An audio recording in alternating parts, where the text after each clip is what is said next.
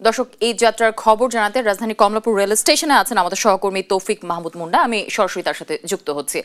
Munna, Kamalapur rail স্টেশনে ঘরে ফেরা মানুষের ভিড় কেমন দেখছেন? কোনো শিডিউল বিপর্যয় আছে কিনা, কি তথ্য রয়েছে নিয়ে আপনার কাছে? যদি আপনি জানেন যে ঈদ কিন্তু আজকে চাঁদ দেখা গেলে আগামীকাল ঈদ, এবং আজ চাঁদ না দেখা গেলে কিন্তু পরবর্তী দিন ঈদ, অর্থাৎ শুক্র অথবা শনিবার। যদিও সৌদি আরবে আগামীকাল ঈদ এবং সেই হিসাবে কিন্তু শনিবারে বাংলাদেশে ঈদের সম্ভাবনা রয়েছে। এই মুহূর্তে কমলাপুর চিত্র কিন্তু আসলে ঈদ যাত্রা যে মানুষ, তারা কিন্তু অনেকটাই খালি। মানে তারা যে দীর্ঘ 7 দিনের যে ছুটি ছিল, সেই ছুটিকে সামনে রেখে তারা কিন্তু আসলে বাড়ি ফিরে গেছেন। এবং এই মুহূর্তে আমি দেখানোর চেষ্টা করছি যে এখানকার যে বর্তমান চিত্র, যে স্টেশন কিন্তু এখন বলা যেতে পারে যে বেশ ভিড় নাই বললে চলে। এবং একটি ট্রেন আমি দেখানোর চেষ্টা করছি যেটি কুড়িগ্রাম যাবে, এই বুড়িবাড়ি এক্সপ্রেস। এবং সেই ট্রেনের যারা দায়িত্ব রয়েছেন তারা বলছেন যে এই ট্রেন এখনও খালি, যাত্রী কিন্তু এই ট্রেনে এখনও পরিপূর্ণ হয়নি, সেজন্য ট্রেন ছাড়ছে না, কিছু সময় পর ছাড়বে। অর্থাৎ ঈদ যাত্রার যে মানুষ, তারা কিন্তু ইতিমধ্যেই ট্রেনে করে যে ঈদ যাত্রা, তারা কিন্তু বাড়ি, অধিকাংশই মানুষ বাড়ি ফিরে গেছে। আমরা এখানে দেখছি যে স্টেশনে লোক রয়েছে, তবে সেই হিসাবে লোক সংখ্যা খুব একটা বেশি না অন্যদের তুলনায়। বলা যেতে পারে যে মানুষজন ঈদের যে আনন্দ, সেই আনন্দ করতে তারা কিন্তু আসলে ইতিমধ্যেই বাড়ি চলে গিয়েছে। এবং তারা ঈদের আগ মুহূর্তের রোজার শেষ দিন, তারা কিন্তু মানুষ তাদের পরিস্থিতি করার জন্য তারা কিন্তু ইতিমধ্যে চলে গিয়েছে। আমরা তো কথা বলার চেষ্টা করতে চাই, আপনি যাবেন কোথায়? আমি যাব হচ্ছে ঠাকুরগাঁও। আপনাদের এক্সপ্রেস কখন? আমাদের দ্রুতযান এক্সপ্রেস।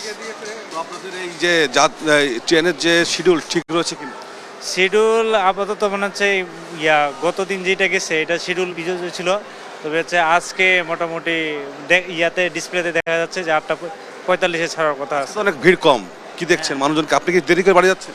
আমি দেরিতেই যাচ্ছি আর কি। আমার যাওয়ার কথা ছিল 18 তারিখে, তবে হচ্ছে অফিসের কারণে, ছুটির কারণে যাওয়া হয় না, এই জন্য হচ্ছে 19 তারিখে যাচ্ছি। শুনছিলেন জ্যোতি যে ঈদ যাত্রার যিনি কথা বলছিলেন, তার অফিস ছুটি না হওয়ার কারণে তিনি কিন্তু শেষ মুহূর্তে বাড়ি যাচ্ছেন। এবং এর আগে কিন্তু যে বিগত 2-3 দিন যাবৎ কিন্তু মানুষজন বাড়ি ফিরছেন, তারা কিন্তু ঈদ যাত্রার জন্য বাড়ি চলে গিয়েছেন। এবং গতকাল নীলসাগর এক্সপ্রেসের যে দুর্ঘটনার পর আজকে কিন্তু ট্রেনের যে শিডিউল অনেকটা স্বাভাবিক রয়েছে, যাত্রীর কিন্তু চাপ কম রয়েছে। তো সবকিছু মিলিয়ে কমলাপুর রেশন থেকে ইসলাম সমস্যার অবস্থা।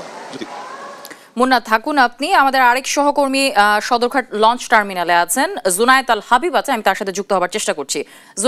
জুনায়েদ, আপনি সদরঘাটের অবস্থা জানাবেন, ঘরমুখ মানুষের চাপ কেমন দেখছেন? প্রাণ লাগছি, খুব খাচ্ছি, আরাম পাচ্ছি। জ্যোতি, ধন্যবাদ আপনাকে। আসলে সদরঘাটে বলা যায় যে মানুষের উপচে পড়া ভিড়। আমরা দুপুরের পর থেকেই দেখেছি যে সদরঘাটে মানুষের আসলে ঢল নেমেছে, ঘরমুখ মানুষের। তো একটি আসলে অভিযোগ, সাধারণ যারা ঘরমুখ মানুষ রয়েছেন তারা যেমনটা আমাদেরকে জানিয়েছেন যে এখানে লঞ্চের কিছুটা সংকটের কথা তারা জানিয়েছেন। তারা বলছেন যে প্রায় 2-3 ঘন্টা ধরে অপেক্ষা করার পরও তাদের যেই প্রয়োজনীয় যানবাহন অর্থাৎ লঞ্চটি, সেটি আসলে তারা পাচ্ছেন না। তো এই বিষয়ে আসলে যিনি নৌ পরিবহন মন্ত্রী রয়েছেন, নৌ পরিবহন মন্ত্রণালয়ের প্রতিমন্ত্রী রাজীব আহসান, তার সাথে আমাদের কথা হয়েছে। তিনি যেমনটা জানিয়েছেন আসলে নতুন করে লঞ্চ তৈরি করার সুযোগ নেই, যেগুলো রয়েছে সেগুলোকেই তারা আসলে সর্বোচ্চ ব্যবহারের মাধ্যমে যাত্রীদেরকে নিরাপদে নিজ নিজ গন্তব্যে পৌঁছে দেওয়ার তারা সর্বোচ্চ চেষ্টা করছেন।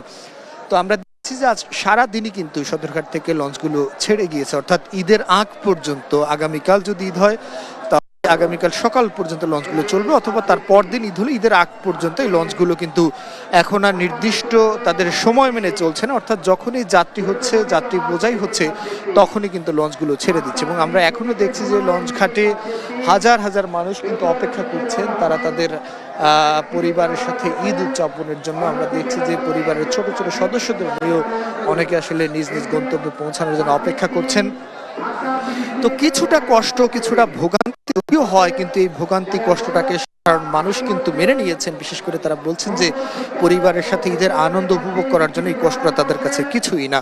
তো যদি আসলে এই লঞ্চ যাত্রা চলতেই থাকবে। এখন পর্যন্ত গতকাল একটি অনাকাঙ্ক্ষিত ঘটনা ঘটেছে। আপনারা জানেন যে 2 জন যাত্রী একটি দুর্ঘটনায় নিহত হয়েছেন, এবং সেই ঘটনায় এখন পর্যন্ত 2টি তদন্ত কমিটি গঠন করা হয়েছে। এবং এই বিষয়ে নৌ পরিবহন মন্ত্রণালয়ের পক্ষ থেকে লাশ দাফনের জন্য 50,000 টাকা ক্ষতিপূরণ দেওয়া হয়েছে। এবং রাজীব আহসান, যিনি নৌ প্রতিমন্ত্রীর দায়িত্ব পালন করছেন, তিনি বলছেন যে যারা মারা গিয়েছেন তারা তার নির্বাচনী এলাকার লোক, তাই বিষয়টি তিনি তার নিজস্ব দায়িত্বে আসলে এটি দেখবেন বলে গণমাধ্যমকে আশ্বস্ত করেছেন। এছাড়া সার্বিক পরিস্থিতি বলা যায় যে নির্বিঘ্নে সাধারণ মানুষ কিন্তু ঢাকা ছাড়তে পারছে। তো যদি এই ছিল আমার কাছে।